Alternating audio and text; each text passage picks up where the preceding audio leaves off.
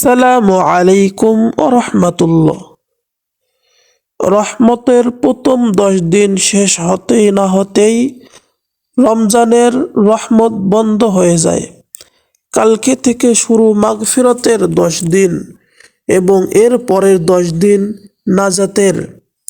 রমজানের যখন প্রথম দিন শুরু হয়, সেদিন থেকে বান্দা যখন সঠিক নিয়তে রোজা রাখে, রমজানের সব হকগুলো আদায় করে, হালাল রুজি দ্বারা সেহরি খায়, হালাল রুজি দ্বারা ইফতার করে, কাউকে গালি না দেয়, কারো হক নষ্ট না করে, ঘুষ না খায়, এভাবে সারাদিন কাটিয়ে দেয় এবং এভাবে সব রমজানের রোজা রাখার নিয়ত করে, তার জন্য রহমত প্রথম রমজান থেকেই শুরু হয়, যা রমজানের শেষ পর্যন্ত অবধারিত থাকে।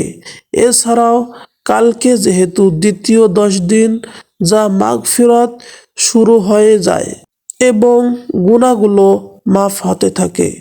রাসূল সাল্লাল্লাহু আলাইহি ওয়াসাল্লাম বলেছেন, এটা এমন এক মাস যে প্রথম 10 দিন রহমতের বারিধারায় পরিপূর্ণ, মাঝের 10 দিন ক্ষমা ও মার্জনা লাভের জন্য নির্ধারিত এবং শেষ 10 দিন জাহান্নাম থেকে মুক্তি লাভের উপর নির্ধারিত। রোজাদারের মধ্যে কিছু মানুষ আছেন যারা তাকওয়া ও পরেজগার সম্পূর্ণ এবং পাপ ও বর্জনীয় কাজ থেকে বেঁচে থাকার চেষ্টা করেন।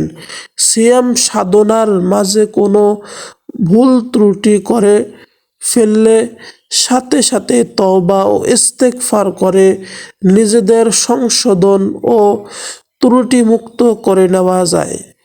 এ শ্রেণীর রোজাদার প্রতি রমজান মাস শুরু হওয়ার সাথে সাথেই রহমতের ফজিলত বর্ষণ হতে থাকে। তারা যখন রোজার প্রথম 10 দিন একান্ত নিষ্ঠ ও আন্তরিকতার সঙ্গে অতিবাহিত করেন, তখন তারা আর সেই মানুষ থাকে না। তাদের মাঝে মুমিন সুলভ মহত্ব গুণাবলী আগের তুলনায় অনেক বেশি বৃদ্ধি পায়।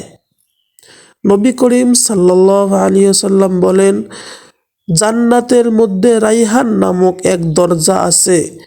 এ দরজা দিয়ে কেবল কিয়ামতের দিন রোজাদার লোকেরা প্রবেশ করতে পারবেন। ঘোষণা দেওয়া হবে, রোজাদার লোকেরা কোথায়? তখন তারা দাঁড়াবে। তাদের প্রবেশে পরেই দরজা বন্ধ করে দেওয়া হবে। হাদিসে বর্ণিত, যখন আল্লাহ পাক কাউকে ভালোবাসেন, তখন জিবরাইল আলাইহিস সালামকে বলেন, ও আমার প্রিয় ব্যক্তি, সুতরাং তুমিও তাকে ভালোবাসো। জিবরাইল আলাইহিস সালাম তখন তাকে ভালোবাসতে থাকেন ও আসমানে ঘোষণা করে দেন যে অমুক আল্লাহর প্রিয় বান্দা, কাজেই তোমরা তাকে ভালোবাসতে থাকো। তখন আসমানের বাসিন্দারা তাকে ভালোবাসতে থাকেন। অতঃপর জমিনবাসীর অন্তরে তার মহাব্বত ঢেলে দেওয়া হয় এবং সাধারণ নিয়মের ঊর্ধ্বে কাছে ও দূরে সবাই, এমনকি সমুদ্রের বাসিন্দা ও নীরব ও নিবিড় জঙ্গলের বাসিন্দা পর্যন্ত তাকে ভালোবাসতে থাকে ও তার জন্য দোয়া করতে থাকে।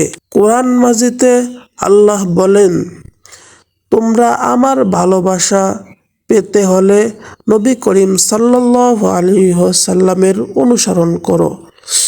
হযরত আব্দুল্লাহ ইবনে মাসউদ রাদিয়াল্লাহু তাআলা হতে বর্ণিত, মুসলিম শরীফের এক হাদিসে বলা হয়েছে, যারা রমজানের চাঁদের প্রথম তারিখ থেকে শেষ দিন পর্যন্ত রোজা রেখেছে, তারা সে দিনের মতোই নিষ্পাপ হয়ে যায় যেদিন তাদের মাতা তাদের নিষ্পাপ রূপে জন্ম দিয়েছিলেন। অর্থাৎ মাতৃগর্ভ থেকে মানুষ যেভাবে নিষ্পাপ অবস্থায় ভূমিষ্ঠ হয়, রমজানের 30 দিন রোজা পালন করলে সে তেমন নিষ্পাপ হয়ে যায়। সুবহানাল্লাহ।